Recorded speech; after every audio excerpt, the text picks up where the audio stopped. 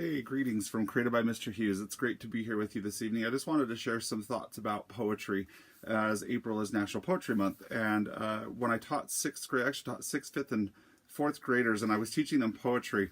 And it was quite the challenge. It was my first year being the writing teacher, and I had to spend a lot of time thinking, how am I going to teach poetry to fourth, fifth, and sixth graders who have never really been exposed to poetry before and wanting it to be a great big success for them. And so one thing I did is I studied a lot of different types of poetry. I also studied a book called The Right Genre. It's an amazing book that walked me through a lot of and gave me a lot of help and support. So I would encourage you to check that out too if you're struggling with your writing. That Right Genre book goes through all the major genres of writing and gives you over 50 mini lessons to teach. It was a fantastic resource for me as a first-year writing teacher. Not a first-year teacher. It was actually my 13th year, 12th year of teaching, but my first year teaching that many different levels of students, and I just really enjoyed that. So I have a series of blog posts on my not on my Facebook page, sorry, on my blog, createdbymrhughes.com, that I've started to take from my old blog and move over to my new one and kind of rewrite it and add a little bit to it, make sure the pictures are easy to see. And I have the first three there ready to go. So the first one is just teaching poetry made easy. So it just kind of gives an overview of how we started the unit with my kids. I always kept a bulletin board that was, I considered it my mentor board. And so it had a definition of the type of writing we were studying. It had a mentor text that I just used binder clips and hooked those books right to the board with T-pins. It had our anchor charts there that I kept on huge spiral notebooks that I could just flip the sheets so we could go back and review them. And also any definitions or student examples, things that would make sense for my students when I was teaching that. And so that became the hub of our classroom for writing. And when I did my poetry unit, I also updated that board. The first post was about teaching poetry made easy. And so I just went over about how I started that. The second one, and in that first lesson, I had the students kind of distill down what are the 6 major themes or ideas that it takes to write poetry really well. And so the very first one we came up with was rhythm, beat, and repetition. And I thought that'd be easy because kids love music. It wasn't. It took a lot of time, and I explained how I did that in a blog post. There's actually the second blog post is rhythm and beat. And I give you some great ideas from using rhythm sticks. One of the things I really loved doing was actually getting out, I took some dowels, I bought some dowels, cut them into thirds. So I had, for 2 dowels, I had 6 sets of rhythm sticks is what I call them. And the kids would just tap the beat to any music. And so we turned on lots of different kinds of music. We turned on just whatever was popular with them that would be appropriate for school. And even symphonic music, music that they normally wouldn't listen to. We spent just basically one whole class period just listening and finding that beat. And that doesn't come naturally to a lot of students. So it was a really good lesson for them. It was a good experience for them to experience that beat. And then we looked at some different forms of poetry and found that rhythm. We also looked at how repetition plays into poetry as well. So there's some ideas there in that blog post on how to do beat and repetition with the students. The second thing we kind of distilled down as a class is that poetry takes musical language, and that could be onomatopoeias, it could be invented words or alliteration. So we started looking at some of those fun parts of writing, which was a great addition to our writing unit. And I have another blog post already ready on my blog, createdbymrhughes.com, that's musical language, and it talks about the different ways that I did that with my students. The third one was sensory images, so touch, taste, sight, smell, and whatever the last one is, I can't think. Hearing, that's what it is, hearing. And so that we spent several days, and so just so you know, these 6 themes took about 8 weeks to teach, 6 to 8 weeks to teach this whole unit on poetry. It was so much fun for the kids. I really enjoyed it. That sensory one was great. I haven't got this blog post up yet, but it will be up soon. But if you're a Perks page member, you can actually get some of these pages that I used in my class, because they are loaded in the Perks page area where subscribers only can get those. In there, it talks about how I used different ways to get the kids to think about their sight, smell, taste, hearing, those senses. And that was interesting for kids. I collect old calendar pictures just because they were good for writing opportunities, descriptive writing, those kinds of things. And so I would hand out a different picture to each student, and I would have them describe the 5 senses that they could sense in that picture.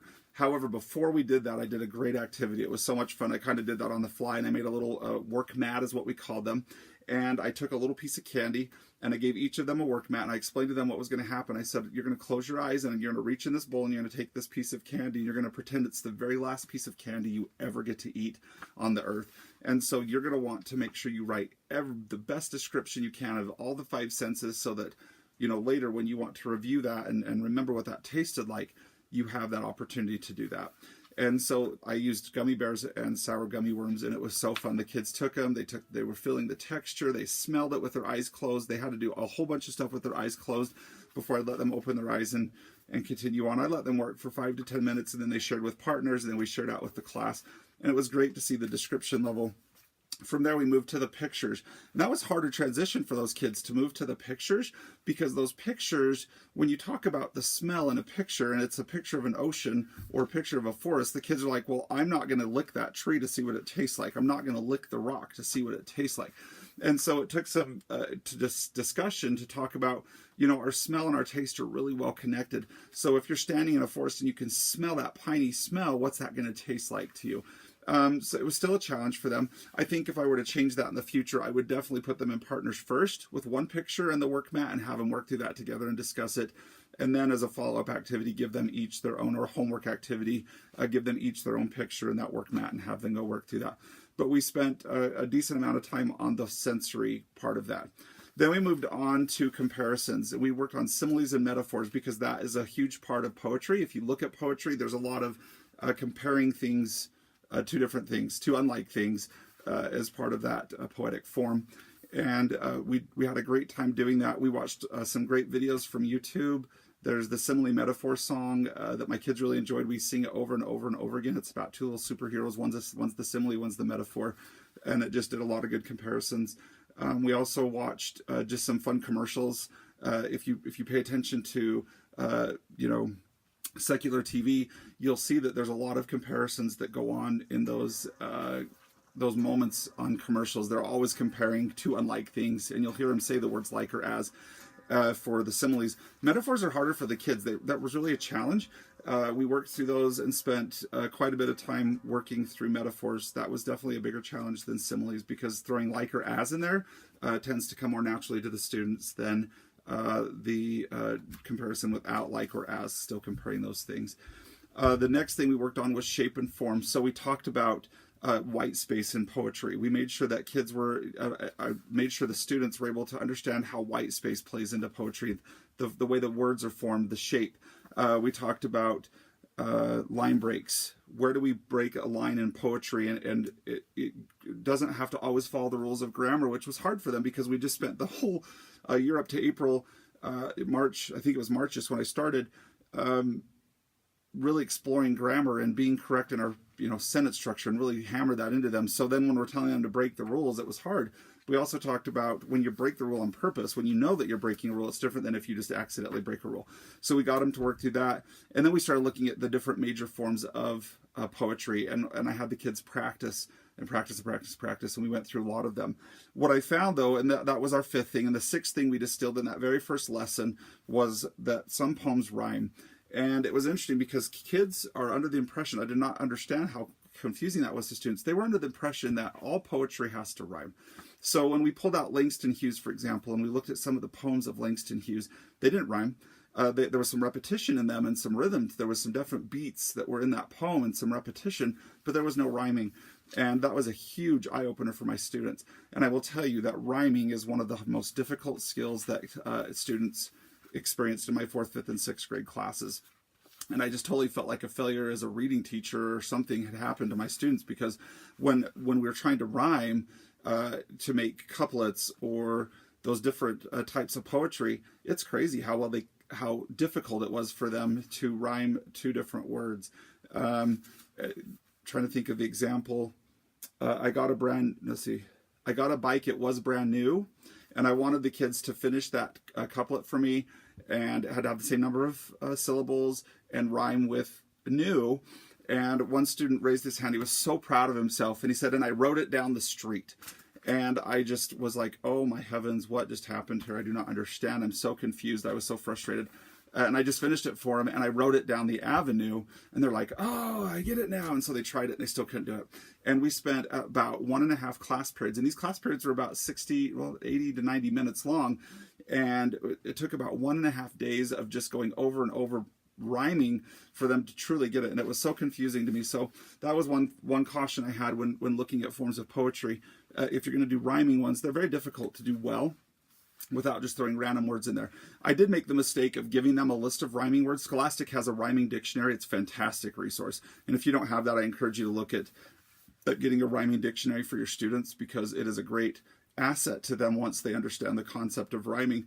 But I made the mistake of giving them that list up front, and I wish I hadn't done that, because they started relying on that list, and their rhymes were becoming really wacky. They weren't thought out or methodical or made sense. So that was an error that I wish I had not done, but I did back up and correct that. And if I were to teach that in the future, I would definitely make sure that I did not give them that list up front, that they had that opportunity. Some of the activities that we did included doing like a poetry graffiti wall. I loved it. I took a huge sheet of white butcher paper. I just took a brown crayon or red crayon and just highlighted bricks in different areas, just rubbing it up against the wall. And then it was kind of a break after we had gone through all these major forms, and the kids were just kind of, Mr. Hughes, quit giving us more ideas. We just need to practice. And so each student took and wrote their favorite poem, whether it was one they found or one they made up, whatever it was, and they just added it to this graffiti wall. And between the 3 classes, we had about 85 students total, I think, in the 3 classes. There was about 85 poems on this, and we hung it out on the wall, and it was so fun to watch the kids. They would stand there through all of recess and just read these poems and giggle and laugh, and just, it was great. And the kids came up with their own signatures, like, a real poet would have their special signatures, almost like an artist, so they were doing that on there. It was great. Definitely wanted to provide my students with lots of mentor text. So if you're looking at how do I make poetry engaging for my students, you want to immerse them in the world of poetry. My very, very first lesson, about when we started introducing poetry, we came up with those 6 themes. I just had a huge tub of books of poetry that I've been collecting over the years as a teacher. If you don't have a lot of books in poetry, borrow from your neighboring teachers, go to the public library, go to your school library, gather in a bunch of different types of books that have lots and lots of different types of poetry. Picture book poetry, Langston Hughes, the heavy duty, you can get into Edgar Allan Poe and some of those that wrote heavier poems, Emily Dickinson. Don't be afraid to put all those different levels in there. Let the kids explore them on their own and enjoy those. But that very first lesson, when the kids moaned, when I said we're going to start poetry, and they all whined and said how much they hated poetry, at the end of that lesson, when they got to just look through books and read and share and laugh with their partners, because there were some fun poems in there. Where the Sidewalk Ends is another great book. Sorry, just came to my mind.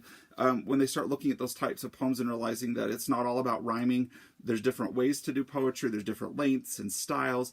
They left that, and they said they're excited. They actually left that day excited to start this whole unit on poetry. Didn't make it easy the whole time for them, and there were a lot of students who really struggled. But the student samples that they were creating in their writing journals go to show just how well many of the students really grasp poetry, and all of the students by the end were able to be successful at writing different versions of poems. As part of that, I knew there had to be something at the very end that would help me see how the students did. I wanted it to be authentic. I wanted it to be engaging. I wanted it to be part of what kind of poetry did you find that you loved, and what kind of poetry did you write that was your favorite kind to write. So before we started our final project, I actually had the students spend one day. They just said, Mr. Hughes, can we just practice forms? So I set up centers, and there was, I think, 5 centers, 6 centers around the room, and we just spent about 12 minutes at each center. And the students, there was just a template that kind of showed them the form they needed to write for the poetry. And the students just rotated through those, and we spent one whole class period just going from center to center to center, just practicing writing different poetry at that center. Kids had so much fun, and they got to share their poems at the end. Each student shared their very favorite poem they'd written that day. It worked out really well. It was a great investment of time for the students. So then at that very final project, I thought, I really want my kids to have a poetry anthology. And so as part of that, I created this poetry anthology, and included in this anthology, see if I can go like this and show you a little bit better. They had to write a dedication and who they wanted to thank. They had to have a table of contents here, and it had to have published works and original works. So there was 10 published works that they had to find and put into this anthology. And then they also had to write 10 original poems. Some of the forms were selected and some were chosen by me as the creator, that I wanted to see if they really grasped different forms that we had worked on through the session. I wanted to have a table of contents for that. So this goes through in published work 1. There was really no requirement on what the published works had to be. They just had to have 10 poems that really meant something to them. And I told them, I really want this to be something that's going to be important to you, so that when you look on this 5 years from now, you will understand that you chose that poem for a specific reason, not just because it was a couplet and it was really easy to add to the page and didn't take much work. So we had a really good discussion about, don't sacrifice being lazy for collecting a good poem that you want to remember later. Then we got to the original works. Some of them, see, this one says it has to be acrostic, so it tells them in the corner. This first original work, it was haiku, so they were told they had to do a haiku. They had to do a cinquain. These are the forms that are part of what I taught them. They had to do a couplet, and I asked them to do 3 or 4 couplets on this page so that it wasn't just one couplet. I also asked them to illustrate many of their poems, so there was illustrations included. That, if you've noticed in a lot of poetry books, there's illustrations that kind of help set that artwork off. So I asked them to add some illustrations as well. They had to do a limerick, and let me tell you, limericks are fun to do, very difficult to write. It was fun. Some of the kids really got it, and they were on fire, and they were writing hilarious limericks to share with the classmates, which inspired those other kids to really try and pick that up. But that was a challenging form. They had to do a shape poem. We spent some time doing shape poems. It was a great experience for the kids to do a shape poem. And then there was 3 pages of just you choose. So you go back, and whichever form of poetry that we studied or that you've studied on your own, you can add to that work of art. And actually, there was 4 pages of you choose. Then they had to do a works cited page. I felt like this was really important for students to have to engage in real life writing, quote unquote. So they needed to tell me where they got these poems from, so that I knew that they weren't just made up or finding random things. So they had to write the page 1, the poem, who it was by, and which book it came from. A very simplistic works cited page, but still good to do nonetheless. And so every student, all of my 80-something students did one of these. Now that seems very daunting to correct, but what I will tell you is I grabbed my team, the 4th, 5th, and 6th grade teachers. We sat down and I went over what was expected in this booklet with them, kind of had a little rubric for them that we generated as a group for what specifically we wanted out of that. And it took us about an hour and a half working as a team, maybe even less than that, to grade all 85 books and to score them so that they were ready to be put in the computer for the grading purposes. Fantastic project. The kids loved these. We added them to their, what's the word? Oh, the collection that we're keeping for them. Can't even think of the word right now. But we added it to those books that they were keeping of the writing samples and those kinds of things. So what I did is I went back and said, I taught all of these kinds of poetry, and I want to share that with people, and I want to make it easy for them to teach. So I created what I call the Easy Teach Poetry Unit. Now, it does not have the in-depth lessons that I taught my students. It wouldn't take 6 weeks to teach this. You could probably teach this whole unit in probably just a couple weeks, depending on how in depth you go on your own with the different lessons, but still gives you a good framework to start with because it had it there. So in the beginning, I give you I think there's 3 pages of teacher directions here. We'll check. Yep. And it talks about how I scored it and graded it and what to expect on it. Nope, 4 pages, sorry. So there's 4 pages of teacher directions that give you insight. It gives you places you can go. I also gave you this entire resource page here of places you can go to get the information on the types of poetry taught in this unit. So examples, kind of the template, those kinds of things to use. So try to make that very, very simple for you to do. And then what I did is I gave in here, I made an example poster. So you have a poster of what it is. It gives a definition of it. It gives an example. So there's the different types of poetry covered in here. And then what I did to make this so simple for your students, and I made it so that you could collect these too, is I made just single work mats. And over here it has a miniature of the poster. It gives a hint. It talks about what they need to do. It gives them a definition of the thing. And it gives them a space to do a practice poem and then a place to do a finished poem. And what you would do is you would then cut this off if you wanted to, and they could glue this into like their writing journal or their interactive notebooks or their notebooks or whatever you're keeping for your students at the end. And there is one of those for each and every type of poetry that I created for this unit, making it very simple for you as the teacher to not have to know a ton about poetry, but still being able to give your kids a complete and pretty fairly, in-depth look at poetry in your classroom without having to be going crazy trying to figure out exactly how do I teach all this poetry to my students? How do I do that without being comfortable with teaching poetry? Poetry is something that some people are just not very comfortable with. They may not even enjoy it. And so teaching it to students becomes very burdensome or frustrating because they're not sure how to best communicate that to their students. So I would encourage you to take a look at that resource. Definitely you don't need that resource to be successful in poetry, but it is a great help for those who are unsure, or a good jumping off point for those who would like at least, some basics to follow. Again, check out my blog. I have several posts there. The ones that are not posted yet, it can be found at educatorslife.blogspot.com, and will be moved over to my regular website, my new website, eventually, as I get time to move those over. So all of the 11 posts are there. I did 11 posts on it's called Journey into Poetryland, is what I called it, and it gives you a lot of insight. It explains what I did for my lessons.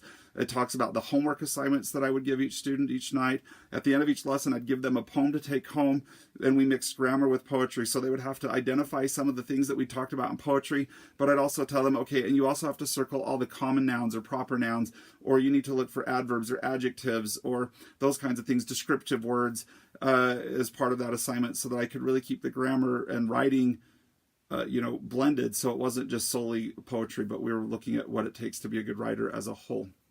I hope that you will be able to take some of these ideas and use them with your class, your students. I appreciate you staying through the video and listening to these ideas. If you have questions about how I did something, feel free to email me or leave a comment. I'm happy to do my best to answer, but I also refer you to my website, createdbymrhughes.com. Which it's my blog there. My website has all of those first 3 blog posts, or you can go to my old blog that still houses all of my older material that is slowly being transitioned over to my new website. Again, feel free to check out the Easy Teach Poetry unit. It's on all of the stores on which I sell. It's easy to find.